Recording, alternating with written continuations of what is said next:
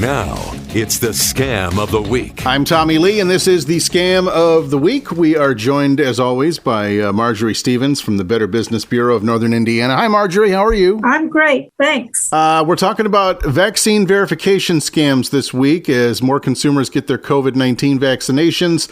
There's excitement growing as we finally start to get back to normal life. We're talking about concerts and festivals and family get-togethers.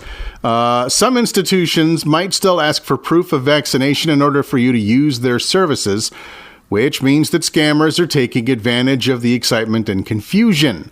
And as the pandemic continues, con artists are getting more creative and continuing to develop new schemes, correct? They are. Like anything else, making the news, scammers are at it again.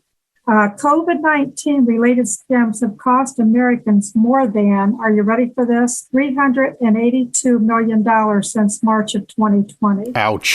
Yes, exactly. There's currently no standard way to prove that you've been vaccinated or tested negative for the virus. So while there are vaccine cards and papers showing negative test results, they can easily be copied or falsified. And these cards were also never designed to prove your vaccination status, and they may not be enough. Some states, companies, colleges, and other organizations are even creating their own verification products and services, such as special apps and digital passports or certificates.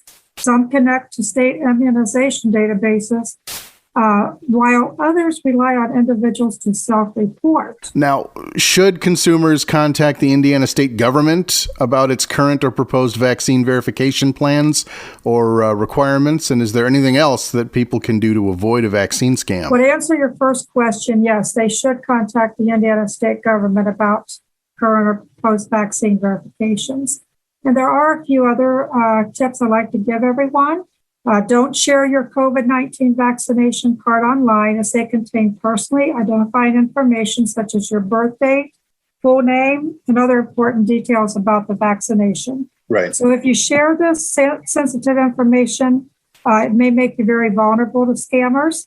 Obviously, be skeptical of anyone contacting you from the federal government. Right now, there are no official plans to create a national vaccine verification app or certificate or passport. Correct. Okay, check with the airlines, cruise lines, and event venues about their own requirements. Don't rely on information from someone who calls, texts, or emails you out of the blue.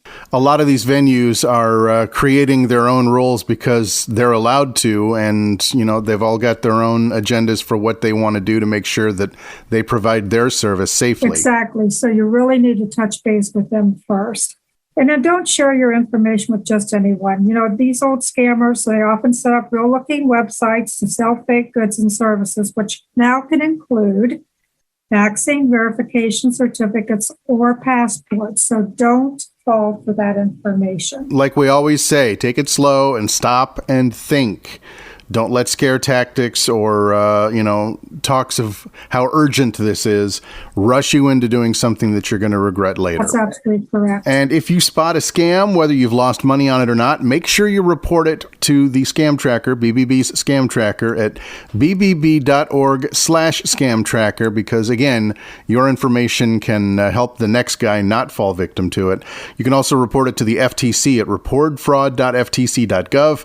There's a large growing community of people helping other people avoid losing money, and you can be a part of it. Absolutely. Scam Tracker is really doing some good things out there, so we encourage people to use it. We actually had someone use it here just the other day, Tommy. So absolutely. Marjorie Stevens from the Better Business Bureau of Northern Indiana, always a pleasure, and we'll talk to you again soon. Likewise, Tommy. Thank you.